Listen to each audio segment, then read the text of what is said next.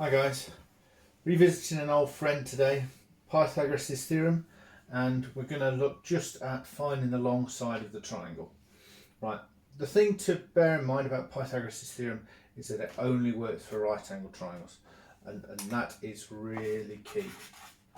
So if you've got a non-right angle triangle, you'll have to work with some other rule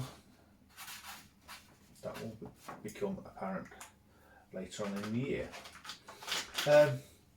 So let's set up our basic rule. A squared plus b squared equals c squared. And so thinking about how that looks on here, all we know is that c is the longest, and it actually doesn't matter which is a and which is b. So substituting those values in, I've got 12 squared plus 5 squared is equal to c squared. And notice how we're going to work in that vertical progression, trying to keep our equals in a straight line. I know I've held a little bit there, but that's our goal. So we've got 144 plus 25 equals c squared.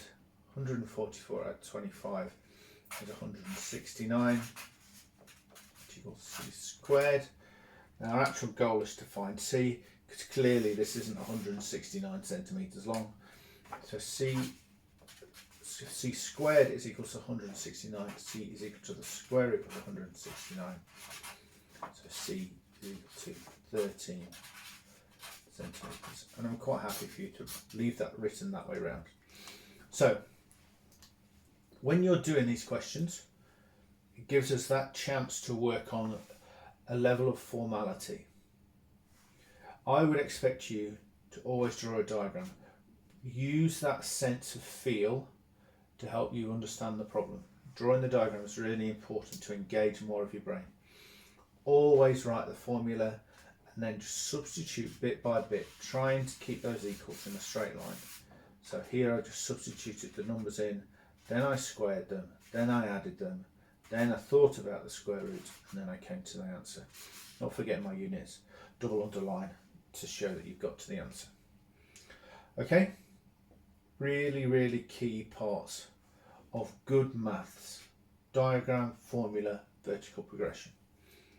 Now if we look at this one, a second example, I start again. A squared plus b squared equals c squared. So this is c, pull that on a and that one b. Substituting in my numbers, so I've got 9 squared plus 7 squared is equal to c squared. That's 81 plus 49 is equal to c squared. So that means that c squared equals 130. So c is the square root of 130. And whilst I'm there, that's somewhere between 11 and 12. I'm going to get my calculator. Here's my square root button. So square root 130 equals s to d 11.4 centimetres. That was my units in my original question. Now, some of the things you know about square roots is often they give you this irrational number, this non-recurring decimal. So we have to decide on the level of accuracy to give. If you're not told what level of accuracy to give, a standard degree of accuracy is to 3 significant figures. And just to remind you, that means you've got 3 numbers that aren't related to place value.